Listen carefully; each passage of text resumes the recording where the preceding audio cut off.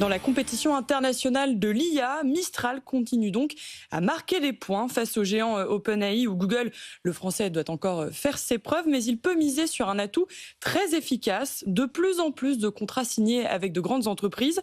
Dernier exemple en date, un accord pluriannuel avec HSBC pour intégrer l'IA dans les métiers de la banque, Anthony Morel. Oui, c'est ça. Chez HSBC, il va y avoir du Mistral à tous les étages. Et vraiment, c'est-à-dire qu'en fait, ils vont intégrer l'intelligence artificielle de Mistral dans tous les types de métiers et tous les types de tâches, des choses assez classiques, de la traduction, la communication avec les clients, et puis aussi des choses qui sont beaucoup plus spécifiques au secteur bancaire, par exemple l'identification des risques de blanchiment ou encore l'analyse et le traitement de dossiers de crédit complexes. L'IA est très très forte pour ça, par exemple. Et c'est intéressant d'ailleurs de voir que le secteur bancaire qui s'est longtemps bouché le nez par rapport à l'intelligence artificielle, il y a beaucoup de grandes banques qui interdisaient pour des raisons de confidentialité l'utilisation de l'IA générative, eh bien commence à l'adopter maintenant à marche forcée, et Mistral en tire clairement les bénéfices, puisqu'avant HSBC, c'était un autre partenariat qui était annoncé avec BNP Paribas pour développer notamment des assistants virtuels pour les clients et pour les conseillers du groupe.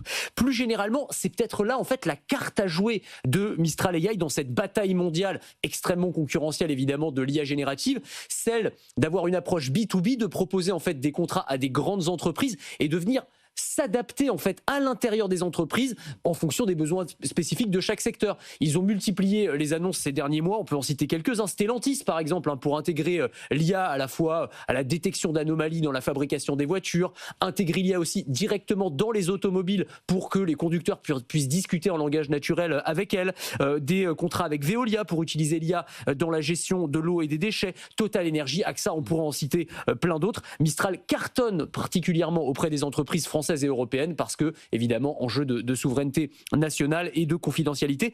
Et c'est vrai que là où, d'un point de vue capitalistique, Mistral reste quand même un nain par rapport à ses concurrents. C'est une valorisation de 12 milliards d'euros. OpenAI, 500 milliards de dollars, pour avoir le petit comparatif. Mais on voit qu'en ce moment, on parle beaucoup de bulle intelligence artificielle. Eh bien, les entreprises qui tirent vraiment leur épingle du jeu, c'est peut-être celles qui arrivent à porter des contrats, à les signer, à les facturer et à gagner de l'argent. C'est ce que Mistral est en train de faire. Et la place de l'intelligence artificielle dans le secteur bancaire, on en parlera aussi juste après ce journal, dans le grand entretien avec notre invité Nicolas Hubertali, directeur général de Crédit Commercial de France, ex-banque de détail d'HSBC France.